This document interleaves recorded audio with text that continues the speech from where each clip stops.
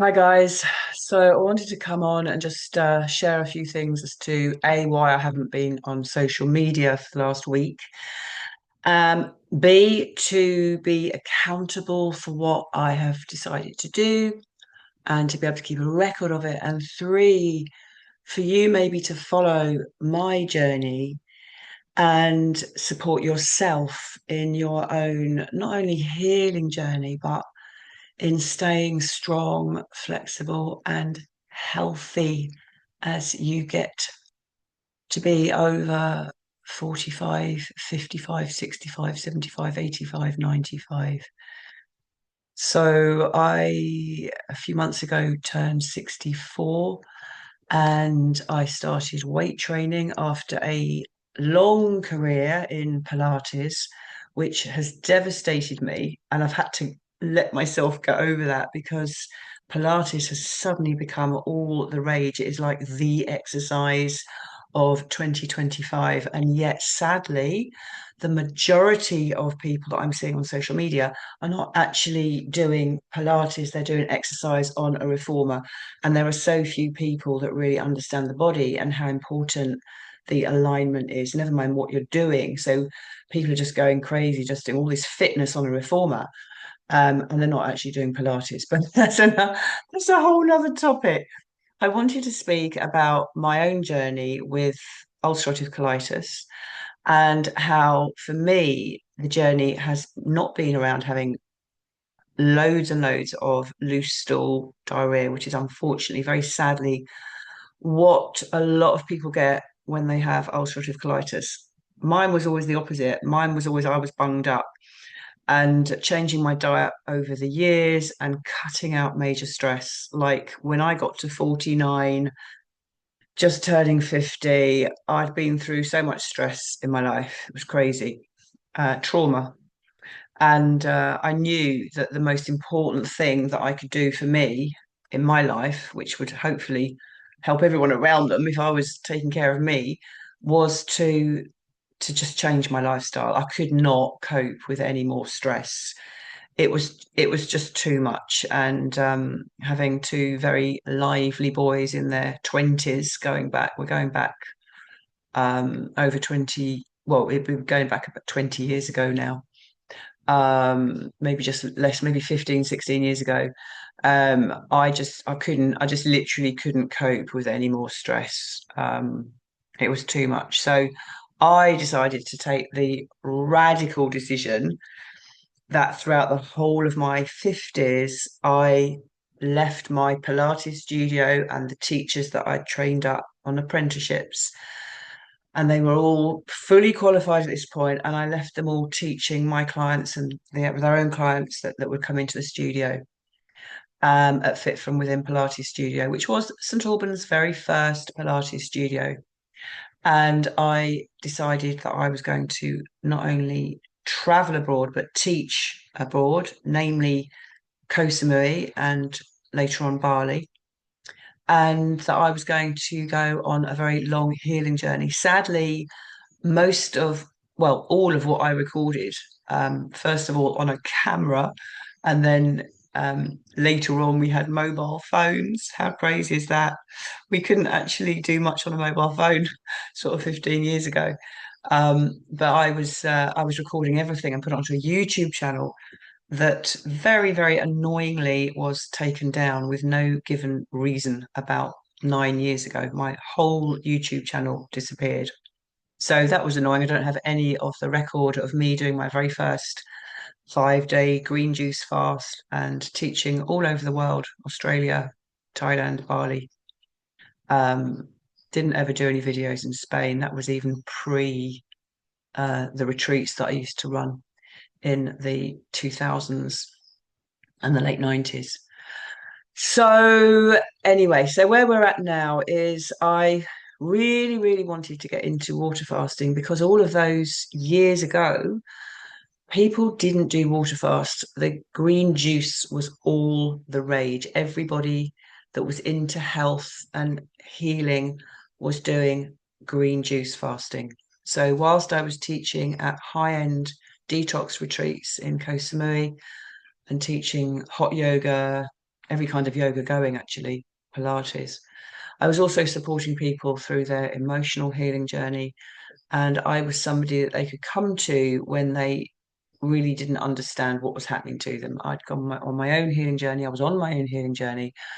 And sometimes people just needed to be able to relate to another Westerner, because very often it was the Thai people, unless it was somebody like me teaching yoga. Um, we seem to have a slightly, or I certainly had a different approach. My approach was that when you're healing, and this was coming from a background of chronic fatigue and PTSD and all of those things that I got after my husband died from cancer when I was 25. And I had two little boys, and the youngest baby was very, very ill whilst my husband was going through chemotherapy. I mean, it was just one long, hellish nightmare. So I thought that the best thing for people to do when they're going on this healing detoxing journey was rest and nourishment and renewal that way, whereas some people had the idea that it was, it was pound pound pound, push push push, which was never really my way. So there were, I felt that there was a gap for me to be there to support them, and then teaching all the classes. And during that sort of 12, 13 years up until COVID, I really got to meet hundreds and hundreds of clients that came from all over the world. I mean, Russia, Japan, China, Hong Kong, America, Europe, everywhere. I was meeting people and teaching them Pilates that kind of blew their mind, because that's one thing I like, is I like to show people, well, have you tried it like this? Have you tried this? And it's the nuance of feeling something so profoundly in your body that makes such a difference when you understand the body, when you understand the alignment of the body, as opposed to just kind of doing a movement. So that was my thing. The mind, body, spirit became so important to me. And it's been my lifelong passion, the connection between the mind, the body, and the emotions. And of course, I studied with Christian Pankhurst, Heart IQ, to really delve into the inner work and look at the emotional stuff, and how we're holding ourselves back, and how we're not loving parts of ourselves, and bring that forwards into the light so that we can integrate into more wholeness. So my whole thing around my whole sort of career has been around integrity and being true and aligned to me, to who I am, and my connection to the divine, and all of those things. That's just my passion. That's who I am. And throughout that time, even in my second marriage, when it was a real rock and roll marriage and my kids were babies, and um, I was running a live music venue, I was teaching yoga, and I was smoking, and I was drinking on the weekends when we had this live music venue. And so it was all kind of wild and crazy. And yet, when the venue burned down, where we had a very expensive PA system, and I had booked Radiohead just as they were turning and coming into, coming onto Top of the Pops, I think the very night that we were supposed to book to have them playing, and they cancelled and they came back. And it was wild, wild times. But when this venue that we were running burned down, for me, it was an absolute relief, because I knew that my life couldn't carry on partying. I was in my mid 30s, and I just knew that I wanted and needed something. My soul needed something, but I always felt that I'd had the experiences I'd had, so that I could then say, okay, I don't want this. I don't choose this anymore. And although it was a very, very painful, when I split from my husband, who actually made the move away from the marriage, for me, the grief, I guess, was for my children, who are now losing a second father. But also, what I've come to realize more recently was that I was actually mourning the loss of a dream that I had, which was to have my own family. And that was something that's over the years been a lot of deep wounding and inner work and acceptance, and knowing at the deeper level, from a higher perspective, that that was my journey through life. And that's how I've always found an innate passion for healing, because I've seen in my own life how I have personally transformed and alchemized something that feels so contracted and painful and emotional and chaotic and challenging and difficult into something that feels open, expansive, exciting, passionate, beautiful, and yeah, just kind of heart opening. And I haven't chosen to these extremes. I did realize that I definitely have ADHD that I've managed very well over the years, and I see the parts of me that struggled. But here I am now at 64 years old, and feeling stronger, feeling fitter, um, loving my body, loving the fact that I don't any longer overeat, and feeling more connected to who I really am in a way that I couldn't have imagined I could have ever felt at 64, because we were taught when I was young that, by the time you're 60, you're pretty ancient. And as we all know, 50 is the new 40, 60 is the new 50, or whatever.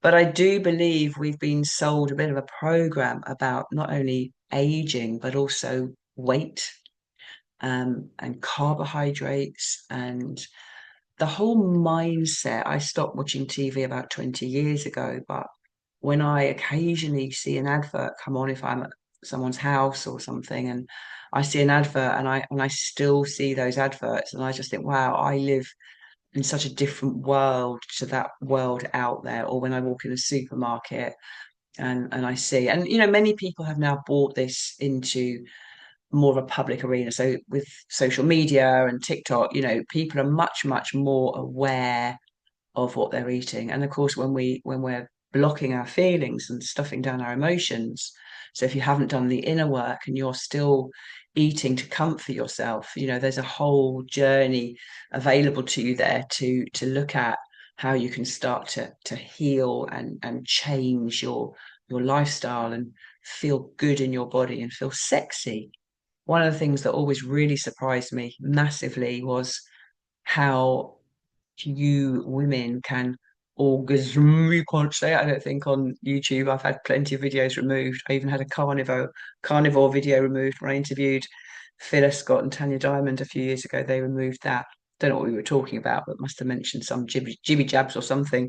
So you have to be really careful what you say. But the amount of women that don't have that arousal, that pleasure, that feeling of passion and aliveness, um, always shocked me. Like, where is the passion? And, of course, then we can go into the whole patriarchy of the shame around women's bodies and all of that stuff, which, as an English British woman, part half Hungarian, but very much British in my in the way I am around my sexuality, until I realized, and I got to about 50 again. It's when I started traveling and I started really looking at what a goddess meant. I even wrote an Amazon bestseller called The Middle-Aged Goddess Playbook, and it really looked at all the different archetypes around what it means to be a woman and how we can heal. And it was about my own healing journey.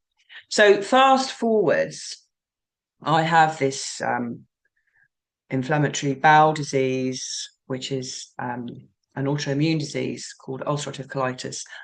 And I'd already had PTSD. I'd already had glandular fever when I was 11. I knew all the events where the things happened. And the thing that happened just as I got ulcerative colitis was my mother was given 2 months to live. So I'd already had my husband when I was 25 being given 2 weeks to live, and had to take my kids, my little babies, to go and say goodbye to their father.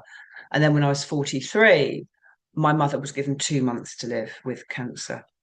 And it was then that I developed ulcerative colitis. And also my diet was pretty shit as well. And so I was on this healing journey for many, many, many years. And it's been my passion, as long with Pilates and yoga, it's been my passion. So fast forward, I came off medication about 15 years ago.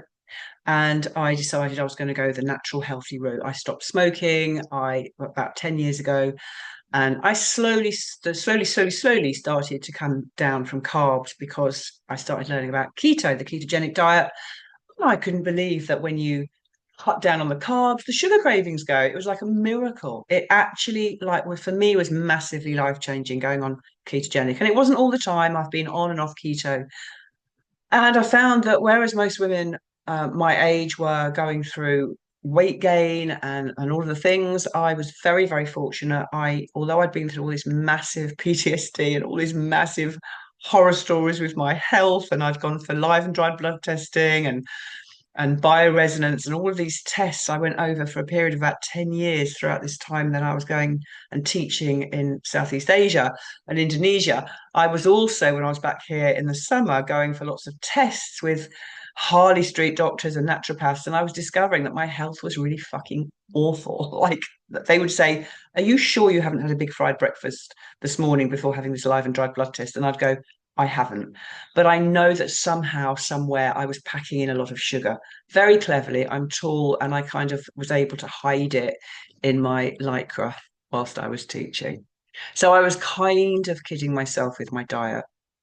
And then as I sort of, I suppose as we went into lockdown and I realized that the immune system was so vital and that we had to really make sure that we got the vitamin D and cut down on sugar and eat healthy because, none of us want to fall for this BS anyway, but none of us want to get older because I was approaching 60 and start getting ill and old and frail and all of the other things. I had the posture, but I needed to really seriously look at my diet. And as someone who was a food addict for so many decades, well, actually all of my life, I was the teenager that came home from school and we'd eat a whole packet of Jacob's cream crackers and a whole wad of cheese. I mean, it's unbelievable, really, when I think of my food habits. And my excuse was always, well, I'm Hungarian. We love our food. And that really was the excuse. So I always loved food. And I loved chocolate and I loved cake. And I loved croissants and all of those things. So I suppose it was right really since COVID that I started taking my eating much more seriously. And I started doing keto a little more often and finding that I wasn't getting the hunger pangs. It was amazing. It really was life changing for me. And then I thought, right, I was reading up a lot about water fasting all of a sudden, whereas I'd had friends, that had done 40-day water fast in Costa Rica and people nearly dying from water fast. People didn't do water fasts in those days. It was quite a big thing. Or if you did it, you went and did it under supervision. And then over the last few years, I noticed that people were doing water fasts. So a couple of years ago, I attempted a 3-day water fast, 72-hour water fast. And I did it. I don't know how I did it, but I did it. And I did that 3 times. And I was well impressed. And I've got some videos on YouTube. I might put one in the link, or a couple in the link to when I broke the fast. And it was amazing. So the ulcerative colitis, I keep on getting these flare-ups of ulcerative colitis. They're not bad flare-ups, and it wasn't until I went back to my specialist, having not been on medication for about 15 years. I went back to my specialist, and he said to me a couple of weeks ago, or about a month ago, you need to go on medication for life. And I was so shocked. And I said to him, I said, when I walked in the hospital today, I said, all I could see in the shop when I went to get coffee was cake everywhere. I said there were pink cakes, yellow cakes, blue cakes, white cakes, chocolate cake, sponge cake, lemon cake. Everything is sugar. I said, so I don't really like the thought of taking this medication when everyone else seems to be coming in here taking their medication and eating all this sugar. And his very words to me were, my patients are malnourished. I'm happy for them to eat cake. That's what he said. And I had to say pardon. I've made a video on this as well. I had to get him to repeat it. When I came out of there, I was so shocked, even though I knew that these specialists and these doctors are not trained in nutrition, to actually hear him say, I'm happy for my patients who are all malnourished to eat cake. I just, my whole body just said, such a massive no to taking any medication because he was trying to tell me that I've got more chance of getting colon cancer, you see. So, to cut a story short, I decided I was going to do a 3 day water fast again. And I did this water fast. I did a few 24-hour water fasts to prepare for it. I was already doing keto pretty well. So, I went into the 3 day water fast literally about 11 days ago and 12 days ago. And I did it.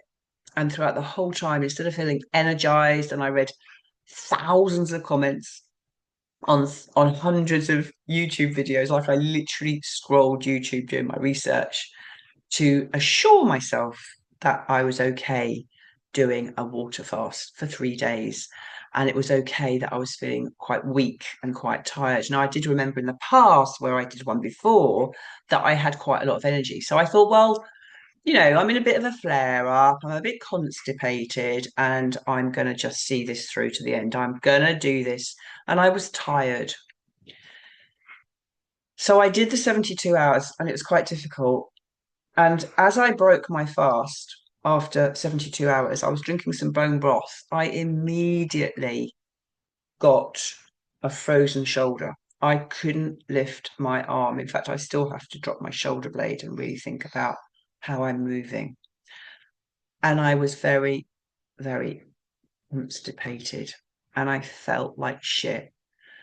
And for a whole week after I finished the water fast, I was drained. I was depressed. My mood was not good at all. I came off social media and I just felt tired. I was sleeping 12 hours a night. I was sleeping really well. And I felt completely out of sorts. I cancelled my PT at the gym because I've just started weight training about 6 or 7 weeks ago, which I love. And I felt completely confused. I thought all these people that have been writing these amazing testimonials about doing their water fasts, and typically it's always me. It's always me that does the thing and doesn't get the results. And it's how I've moved through my life. Even when I was told 20 years ago to do green juice fast, or not a green juice fast, sorry, to do green juicing for 3 months by my very first naturopathic doctor in Harley Street. She said, if you do green juice every day for 3 months, your blood results will come back amazing. And I followed it to a T and I went back and she went, oh, and that was what I used to get all the time. And it was about 10 years later that I started changing things and shifting my results around to the point now where I actually started reversing my biological age. But I'll talk about that in another video. My skin started improving and everything because I'd always had really, really bad acne. So my water fast had not done what it was supposed to do. I was even running a WhatsApp group for a bunch of my followers on Facebook, and we were doing this water fasting together. And I was kind of supporting, well, we were supporting each other through doing whether it be a 24-hour, 36, 72-hour water fast. And I just plummeted. I just thought, this is crazy. Why have I not got the result that I want? Whereas every other comment I've seen on every other video, whether it be Dr. Berg, whether it be Mindy Peltz, or anyone else, were getting amazing results. I didn't do it to lose weight. I did it for my autoimmune disease. And here I was, constipated and feeling like fucking shit. And then I decided last night to go and look more seriously at a carnivore diet. And as I watched videos, I watched my mood shift from feeling really depressed to open. And just very quickly, the gut microbiome, when they're off kilt, let's put it out of sync, right? can cause depression, can cause a low mood. But also, when you're in low mood, that can also cause havoc with your good bacteria. So it's a bit of a circle, really. What come first, the chicken or the egg? And I was really aware of that. And I'd spent the 10 days that I was constipated, i.e., full of shit, to really look at how I was responding to life. And I was noticing parts of me, younger parts of me, that were being triggered and coming up for healing. And that I like that because it was like, oh, wow, that part of you wants some love. That part of you wants some love. So I was able to work through some of these shadows that were coming up. So that when I made the decision to give carnivore a go, which is meat, eggs, fish, water, butter, coffee. I mean, pure carnivore is just beef and water and salt. I'm going to do beef, fish, eggs, butter, salt, coffee. When I made that decision, I felt excited because I felt a door was opening for me to heal and find more energy and find more aliveness. And more importantly, heal the ulcers that are in the lower part of my colon that don't hurt. I'm very fortunate. I think because my diet is healthy, I very rarely have pain, but I get bloated and I'm prone to getting bunged up. And I felt really excited. So I went to bed last night, slept really well, as always. And I woke up about 5 o'clock in the morning and I thought, what the hell are you saying to yourself? You don't even like meat that much. How the hell are you going to do this? But I realized that unconsciously over the last 3 months or so, I've been buying a bit of fillet steak and I've been starting to cook more and more beef burgers. I love beef burgers. And it's like I was kind of preparing myself. And I always wanted to do this. And a very good friend of mine, Sim, who you may know, the Body Worker UK, she's attempted and succeeded in a 28-day carnivore diet several years ago. And so I woke up there very early thinking I can't do this. And then I went back to sleep and I woke up ready for my teaching my clients this morning. And I thought, no, I'm going to go for this. I'm already feeling better. Um, I'm already like, I know this is the next path for me, the next piece of the jigsaw. Because if I can do this and it doesn't work, I can say I tried it. And I'm somebody who, when something really, really, really means a lot to me, I don't give up. And I think that's a bit of an analogy for life. When we're feeling a little bit lost, what I'm really feeling into right now is that when we're feeling a little bit lost and we don't know where we're going, or maybe our health isn't great or our energy isn't great, it's a real opportunity to to look at all of these different parts of us and ask ourselves, how can I love that part of me more? What do I need to feel more love in my life? What do I need to feel more connected to my true nature, to me, to who I am?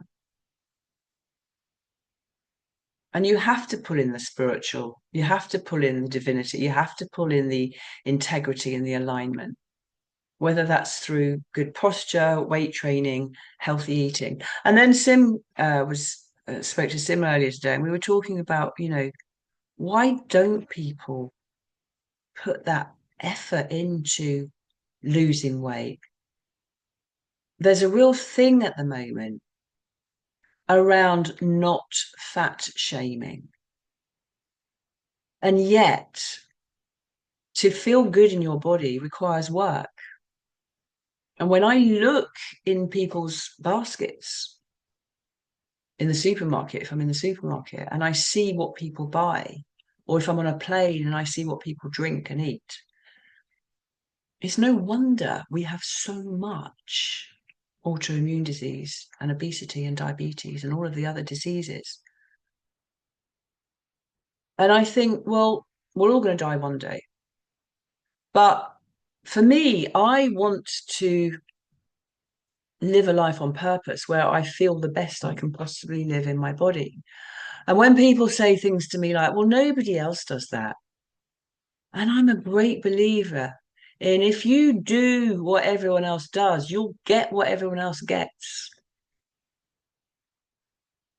If you do what everyone else does, you'll get what everyone else gets. So I'd love to hear in the comments what you've done for your health. Has it worked? What would you like to try? What do you have the intention to do? I didn't actually think I could ever do this, but I realized unconsciously I've actually been working towards it. So I gave up sugar as soon as I came out of that hospital where he told me I needed to go on medication for life. I I haven't had sugar since. And it's been surprisingly easy. It's been baby steps. So what are the baby steps you want to take on your health and life journey? And what have you so far succeeded in? And would you like me to share my journey with you? Let me know in the comments. And thank you for listening. I'm keeping this video as a little journal so I can come back to this and say, well, that didn't work. That was something I tried. Or fuck me, that was life changing. Which would it be? Take care and please subscribe to my channel. I'll probably go back on Facebook soonish, but for now, I thought I'd share this on my YouTube channel. And maybe I'll share the whole journey on the YouTube channel. Who knows? See you soon. Bye for now.